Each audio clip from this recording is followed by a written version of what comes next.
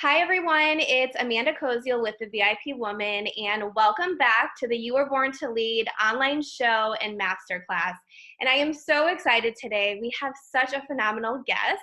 We have the amazing Emily Loftiss, who is a national TV personality, as well as a beauty and style expert. And what I love most about her is that she also has been coined the queen of everyday glam. So I am so excited for this interview today. Emily, thank you for being here. And I'd love for you to just quickly introduce yourself to the viewers and just let us know kind of real time, like what you're focusing on. I know you've done so many things throughout your career, from QVC to being on all these nationally, recognized TV shows. But what are you up to these days?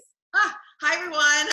I'm coming from you from freezing Boston, and I'm 9 months pregnant. So I was like, Amanda, we got to do my interview earlier because this baby could come at any time.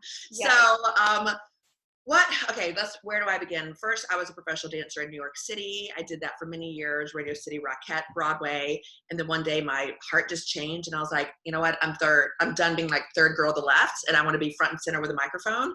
So I transitioned to become a TV personality. I've been doing it for 12 years. Now I'm a spokesperson for Isle of Paradise and QVC. We sell out all the time and it's so fun. I'm back in March, so I hope to see y'all at the Q. Oh my gosh, exciting.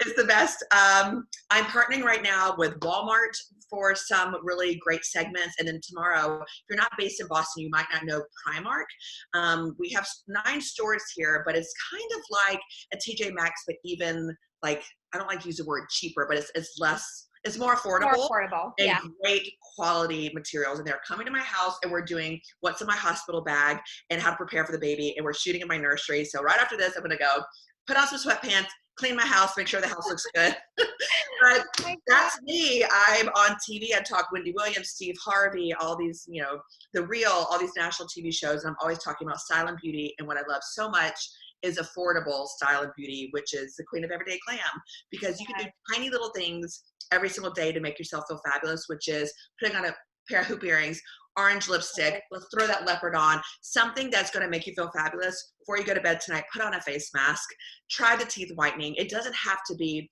Kardashian ridiculous money, but it's little ways to treat yourself, that self-care where you walk down the street and feel extra like fine. Yes. Oh my gosh. So many great things about what you just said. And what I love so much about your background too is like that we both have this love for dance and can totally relate to your obsession with fake eyelashes and rhinestones. That's totally my world.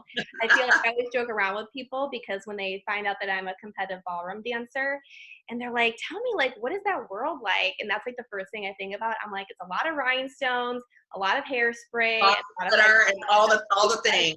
But it's fabulous, and I think it relates to a lot of what you were just saying. Like, the thing that I love a lot about ballroom dance is that it's something like you actually get to feel sexy, and you get to dress up. And it is true that you can incorporate those types of things just into your everyday life. You don't always have to be on a stage or, be in a rhinestone $5,000 dress. Like, there's ways to incorporate that everyday glam into your everyday life. So I actually love that you said that. I'm actually shooting a segment. I'm just trying to get as much TV in before I have this baby. I'm just like, hold on in. We got 3 more weeks. I'm like, hold it in.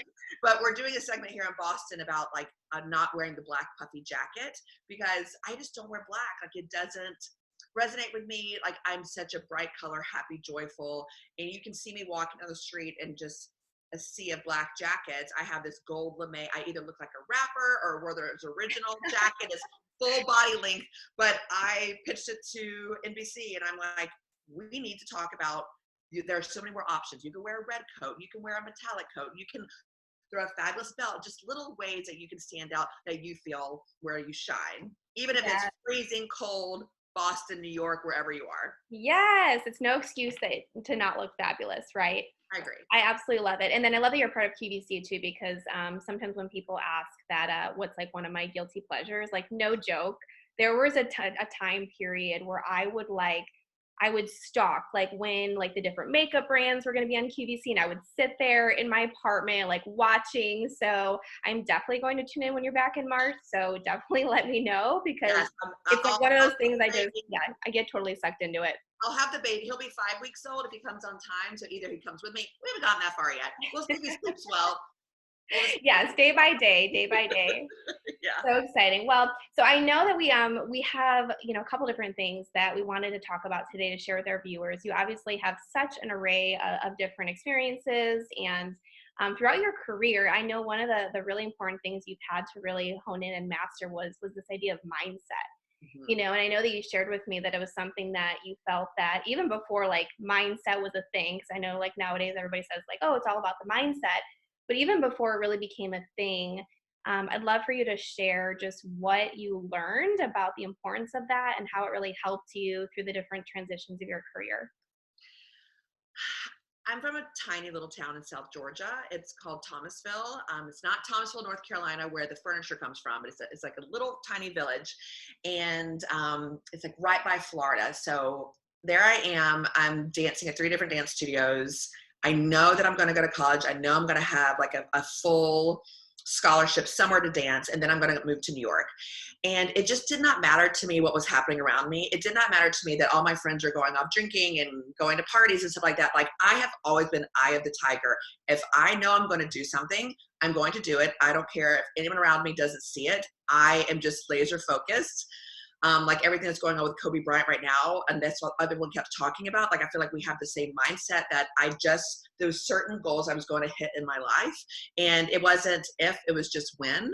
So then I went to University of Alabama, Roll Tide, and once again, I'm in a sorority. My friends are off and about and doing all these things and worrying about getting engaged, and I was just like, nope, nope, nope, nope, nope. Like, I am here to dance 8 hours a day, to improve my craft, to move to New York, to go be a fierce competitor.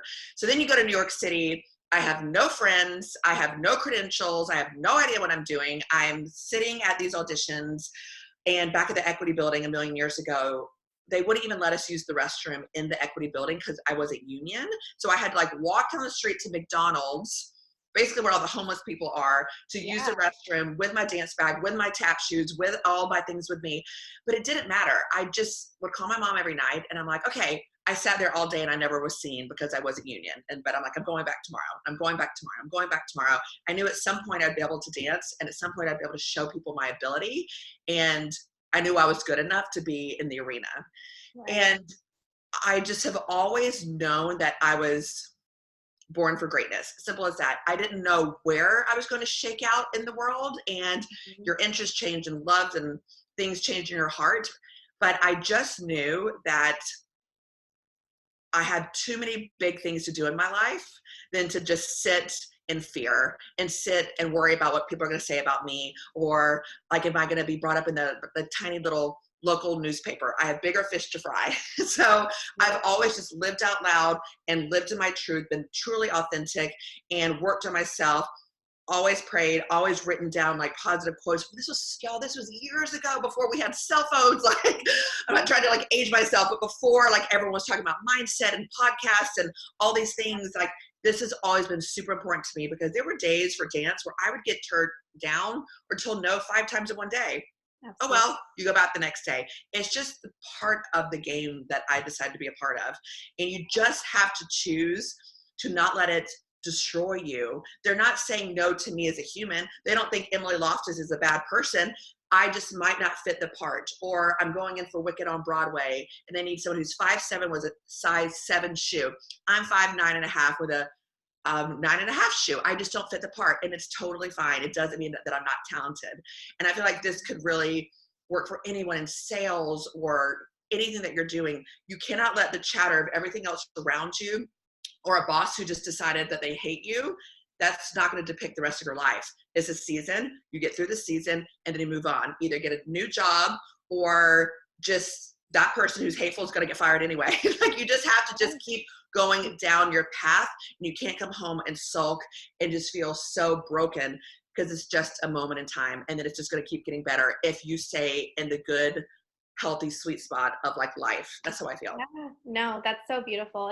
And so much of what you said too just speaks to like having that vision, and then also like harnessing your own power. Because I love what you said. Like, it's so true that, all of this like inspiration that's like constantly around us wasn't always there. Right. Um, and people were still successful, you know what I mean? So it's just a good reminder that like we all have that ability within ourselves. We don't need the next tip or the next trick. Like, it's just a matter of like continuing to move forward, and having a vision, which clearly you did. And I love so much about what you said, that that you know that you were just like born for greatness. You know what I mean? And it's so funny because that's like so similar, I feel like, to the whole like feel of this online training, right? Is all about, you were born to lead, you were born to be more, you were born to have greatness. And just giving women like that reminder, like, hey, like it's yours for the taking, you know. And it's awesome that you were able to see, you know, not everybody takes it, you know what I mean? But you were like, you know what, that's okay. I don't have to be like everybody else surrounding me, right? So I absolutely love And I it. know you're supposed to like hand me the next question, but I feel like I just have to keep going. No, go for it, girl. This is I'm totally not gonna get your interview. your show. This is your show.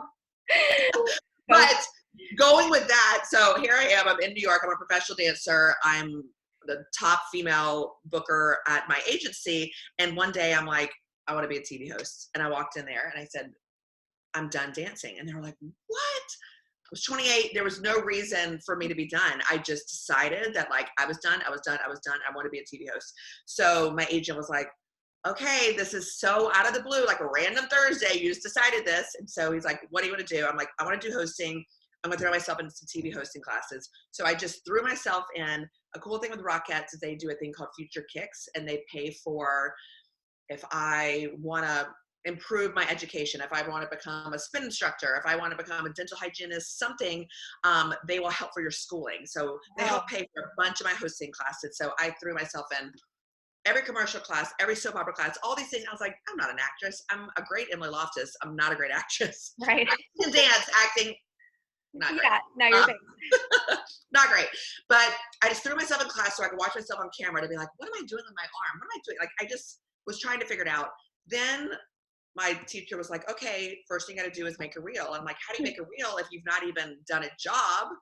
And she's like, make it up. And I said, okay. And my boyfriend, now husband, baby daddy to be, Oh, yay.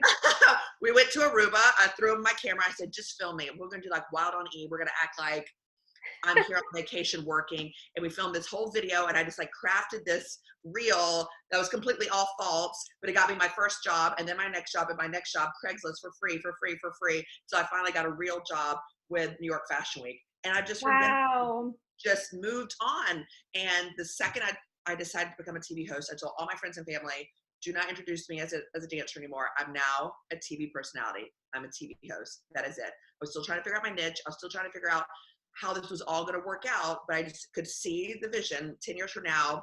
I'd be getting paid a lot of money to talk on TV, to do this professionally. So once again, I made the dream up, and then I told everyone what the dream was, and then I followed through. Absolutely. Yeah. I mean, it basically speaks to your leadership, you know, and like knowing something and deciding to, despite what everybody else is like at that time, like thought of what you wanted to do. Because what's cool about that is like you completely pivoted, right? I mean, you were like doing one thing for so much, for so long, and then you're like, you know what, the vision has changed. And I think that that's such an important piece for a woman to hear as well. You know what I mean? That like it's okay to change directions. Like, yes. It just, you need to be sure about it, right? Like everybody else, it might not make sense to everybody else around you, but as long as it makes sense to you, like you 100% can move forward and pivot and change direction really at any point, you know? It could mean your marriage. It could mean your friend group. Like if you look around one day and you're like, these people aren't serving me, there is nothing wrong with like just turning around and getting a new group of friends or getting a new job. Or, I mean, I want people to stay married, but if that person's not lifting you up every single day and telling you that you're a queen and that you are so capable and incredible and amazing, then I think you got to let it go and move on to someone that's going to like help be your partner. So you just have to surround yourself by positivity, because there's so much dark heaviness out there in the world that if you come home and the darkness is in your own house, you're Oh dead. my gosh. Yeah. No, that's a really like scary place to be, I'm sure. And like out there, like there's so much expectation and like other people's agendas. And so I just like what I hear so much about what you learned and like just hearing your story is like, it always comes back to being true to yourself, you know, and being authentic about what you really want. Because at the end of the day, like everybody else, it's funny because some people I've talked with and coached over the years, they've mentioned that, you know, they consider themselves like a people pleaser, right? And that they're always trying to like do things to help other people. And one thing I've learned over the years is that people actually think a lot less about you than you really think. You know what I mean? Like I because for a while I think I was in that mode too. Like, oh, like what are they going to think if I change direction? Or, oh, what are they going to think if I like leave this company and go to that company? And then I realized, like, because of the support that I then felt, it's not that everybody got it, but like they supported me. And then I realized, I'm like, oh, I guess people really like don't think that like deeply about why I'm making these decisions. Oh, You they'll know what think I about mean? it for like a sentence or two, and then they're like, "Huh, good for Amanda," and then they moved Yeah, on. Truly, totally. So like it's just so true that like being true to yourself and like actually leading your own life is so freaking important because you're the only person that's going to do it for yourself, you truly. know? So I'd love for you to talk a little bit more just about this idea of really perfecting your craft, just Mhm. because I know a lot of the people listening in, maybe they are thinking about changing, you know, direction in their career, or maybe they are considering like starting their own side business, or maybe they're 28 and want to start up competitive ballroom dancing. Ah, So whatever it might be, like what are some of your just top like tips and strategies to think about to honing your craft? yeah, and I touched on it for a second about I just threw myself into classes. I was like, okay, if I want to be the next Ryan Seacrest, Mhm. Raymond Menudos, Juliana Rancic, whatever, I need to throw myself into class because this is a totally different world. I was a dance major, theater minor, not broadcast journalism. I had no idea. I thought I was going to live in the dance Broadway world forever. So I truly didn't know what I was talking about. I needed to know how to hold the microphone, how to tilt my head, how would I interview someone? I don't cross my arm in front of them. Just little tidbits that you look very amateur very, very quickly if you don't know. So you Mhm. have to become a student of your craft. Whatever you want to be, if you want to be a CEO, if you want to be number one in sales, if you have to give a bunch of presentations, you don't have to be on TV. You don't have to be the next Oprah. But if you have to be in front of a large group of people, PowerPoint, whatever you are doing, you need to be in public speaking classes. This is too important for you to get up there and flub up. You just Mhm. can't. You are representing yourself. You're representing your own brand. You're representing this company. And it's important for you to feel so secure. I don't even think about what's coming out of my mouth when I'm on Wendy Williams. I'm thinking at the back of my head, like the price points and this and that. Like if I'm thinking about my performance, you're dead in the water. I'm thinking about the brands and their speaking points that I'm getting paid a lot of money to get out. I can't think about what I'm also doing because I've already perfected that. I can put that over here. Right. So I think it's important that you spend the time, whatever you want that next thing to be. If you want to go and be a spin instructor and that's really important to you, awesome. Then you need to sit down and write down all the inspirational quotes that are going to come out of your mouth. And when you're talking, you got this. And you need to be working out while talking with a microphone to make sure that you're not breathing like a heavy gorilla. You know, it doesn't matter what the goal is, but you must become a student and you must perfect it. So when the time is right, I think there was a quote from like Will Smith about like always being prepared. And I always feel that way. I'm always like, well, I'm supposed to be working on my website this month. That was like my goal in February, so like redo my website to add a bunch of my new clips on. But Yeah. you're prepared, so the day that someone taps you on the shoulder, you've already done the work. You don't Mhm. start doing the work when the opportunity comes. You do the work before, so you are prepared, you are ready. There's no one else who's going to get this job because you've already put in the work. Right. And think about just the confidence that gives you as well. You know, when you are like throwing yourself into truly like learning it, like when those opportunities do come, like sure, maybe it's the first time that you're doing something, but like you know that you've put in all the work, like your confidence is going to be so much higher because you know you've been like invested in learning it. You know what I mean? So I just think like even just the innate confidence somebody gets from Mhm. like fully deciding and like owning their space, whatever it is, I just feel like that's how you become an authority, right? Like it's all about like the learning it, but then believing it and then like acting it as well. So I think And that's super do powerful. things for free. Do things as a favor. It's not, everything's not about money. It's about you improving your craft. So when the time comes for the big job or for the big promotion or for you to actually share in front of your entire company, you've done the work, you feel good. Ask your Bible study group or your, I don't know, can you hop in front and give a presentation? It doesn't matter who it's to. don't let it be your family because they're going to give you advice that you don't really need. But I think it's just so important to just keep showing up, keep showing up, keep showing up. Do not lose the vision that you have in your brain, and you just decide, this is what I'm going to do. And I could go to happy hour with all my girlfriends, or I could keep working on this because I know in 2 years, this is where I want to be. Absolutely. Yep. And it loops back to kind of what we started talking about in the beginning, which is like having that vision and then holding it and staying true to it. So absolutely love that. I have two last questions, just more rapid fire. Oh, that's so I feel great. like I cannot not ask you this because you are our beauty and style expert for this series. So for the everyday woman, if she is like that professional woman or woman that's leading her own business, what are like your top 3 tips, your favorite tips on how to incorporate everyday glam into your life? Oh, my favorite. So I'm talking to my corporate ladies. I'm talking to my entrepreneurs. It is so important to have your own personal style. You cannot walk into J. Crew and just start buying things. You cannot walk into an Ann Taylor and start buying things. And you're like, I'm in the corporate world. I guess I should wear this ugly blazer. Absolutely not. Everyone knows my style. They know that I'm going to be wearing hot pink and orange and leopard and ridiculousness. And that is just who I am as a human. It doesn't matter who I'm standing in front of. It could be my doctor or it could be Oprah. I'm going to always be the same person. If you need help, if that is not your world, if like closets and shopping and all that is so overwhelming to you, you need to outsource. It is too important for your professional career to not look the part. So if you want to be complete boss bitch New York, I love it. I love it. You wear all black, super tailored, fabulous. But we have to get you the perfect tailor. We have to get you the perfect clothes that fit your body type. People always keep trying to like slide into outfits that doesn't really fit, but it's a beautiful label. So this was $700, but I got it for $150. We don't know that. All I know is when you walk in the door, that jacket does not fit you, does not serve you. I'm looking at your jacket. I'm not looking at I'm not hearing what's coming out of your mouth. Right. So personal style is so important. That's huge. And if you need help, reach out to me. I'll help you. Or reach out to anyone. It doesn't matter. Just do it for yourself. As make sure you know your own personal style. I think it's really important if you're in the corporate world to have a beautiful bag, because when someone is walking up, I look down and I see they're beautiful. It doesn't have to be Gucci, Prada, Chanel, whatever. And that's why I always say I'm a style expert. I'm not a fashion expert. Fashion to me means brands. Style means style. Like I walk into TJ Maxx and this gorgeous gold handbag.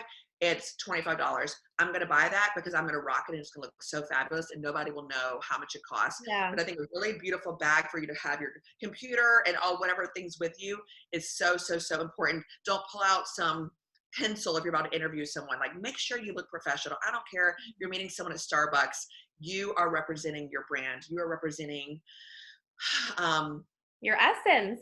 Everything. You're representing everything. So you have to stay true. And if you have to wake up at 5 o'clock in the morning or you want to go to the gym, whatever, pick out your outfits the night before. It's just like middle school. Pick out your outfits the night before. So then you put it on. So much time. Think about it. I used to put my makeup on the subway all the time. But by the time I got there, I was looking good. I had my glasses on, ready to roll. Yes. Oh my God, that is huge. And yeah, I love that tip about picking out the night before, because I cannot tell you how much less stressful you're. I'm not a morning person. I'm like, I'm just not. I will always be a nighttime person from being a performer. So I always have to set up my clothes the night before because I just don't. I'm about to become a morning person with this baby, but like I just have to. I don't think as well. I'm so much like sharper at night. So that's when I get all things like put together. Yes. No, I love it. Those are such great tips. And then the last thing I'd love to ask you, this is how I really love to end every interview with this question. And so it's really when you hear You Were Born to Lead, which is obviously the title of this whole series, but what does that mean to you when you hear those words, you were born to lead, and what does that really mean, at a core level? Ooh, I love it. And now I'm thinking other like beauty tips from earlier. Like my brain's like, so quickly, when I moved to Boston, I could not do my TV hosting career. I do style and beauty, national television. They don't really do that in Boston. They really want to do war, Trump, sadness. And I'm like, oh God, y'all, that is not me. So I had to find another like stream of income while I still would fly out and do things in New York and LA and whatnot. So I became a Rodin & Fields consultant. In 2 years, I've earned a Mercedes. I have a team of 250 women, making 6-figure income with that. Great. So happy I did that. What I tell my team all day long is that you can either be a servant to others or a servant to yourself, especially on social media and especially in life. So if when you pop on social media, all you're doing is talking about like, this is what I have on, this is my hair, and look how pretty I look, and these are the important things I'm doing. Like, you're not serving other people. But if you are helping people and you're helping their skin, you're helping their self-confidence. If Born to Lead, my life of like when I'm on television is to help you with like tips and tricks so you can feel great in your everyday life. It's not for me to be on and be like, I'm Emily Loftiss and I'm so fabulous. It's like, how can I help you mom, like the stay-at-home mom who feels not seen, her husband's not seeing her, like, how can I help you feel wonderful about yourself? So I really try to feel, whenever I get caught up in life, if I go back to being a servant and like helping other people and I'm leading them to feel great, and like my word is always self-confidence and making someone else feel really good in their skin, I'm doing my job well done. I love So, that. I absolutely love that. Yeah, and it's so much about like just that feeling of giving outward, and being in service to others, and people can feel that and know that, like to your point, whatever platform people are on, whether it is you have, your own business, that you have a social media presence, or even just like in your own business, like when you stand up to coach somebody or stand up to lead a presentation, like people yes. can sense and know when you're really being authentic with like wanting to help and wanting to give, rather than standing up and leading because you think it's going to just make you look good. Is it your ego that's leading, or are you leading the people? Yeah. And if I see leaders all the time and I'm like, ooh, how did you get there? I don't understand how that happened. But then there's others that I see and I'm like, oh, I'm striving to be like you because you're selfless and your goal is to make others feel like supreme. And if I keep going back to service, service, service, then that's how you lead, and that's how you're born to lead. Because what a lonely, sad existence if all I cared about was myself. Yeah, Yeah, absolutely. We're yeah, not meant to yeah, be. absolutely. Oh, did it just start Did it just echoing? start echoing? Is it echoing on Is your it end? echoing on your end? No. Okay. Okay. Well, we're gonna go ahead and wrap up. I don't know what's echoing, but that was perfect. And we're It stopped. done. It stopped. That was weird. I've never had that. It stopped. So, but we're good to go. But no, that is such a perfect way to end this. Thank you so much for sharing all your thoughts and your inspiration. Your journey is so inspiring. And like I told you before we started this, I seriously feel like you're my spirit animal. So I absolutely love, love, love hearing about what you have going on. I know that is it a baby boy? Do you know? Or okay, you're going to be such an incredible mama. I cannot wait to see that journey unfold. And again, thank you so much for being a part of this series. If people wanted to learn more, where can they go to find you? Yeah, so everything is Emily Loftiss across the board. Loftiss, 2 S's. I'm always sharing style and beauty tips on my Instagram, on my website, which I will redo hopefully soon. I do styling sessions. I do tons of virtual styling. And of course, I do skincare. At the end of the day, I think it's just important to do anything that makes your heart happy. And I just try to stay in like happy world. So even if you need a dose of fun and joy, come on over to my page and I would love to welcome you. Yes, no, and I can say too, just from following you and seeing all of your posts, like she is 100% a dose of happiness every day. So if you have not started following her, please do. You will not be sorry. And yes, but so thank you so much again for being a part of this. I know that this interview is going to give so many people some different things to think about, as well as I love just your practical tips on how people can just feel glamorous in their everyday life. I feel like every woman always needs to be reminded on that. And for those of you listening in, thank you so much again for tuning in to the You Were Born to Lead online show and masterclass. And we will see you all soon. Thanks again, Emily. You're a badass. Don't forget it, everybody. Thank you. See you guys soon.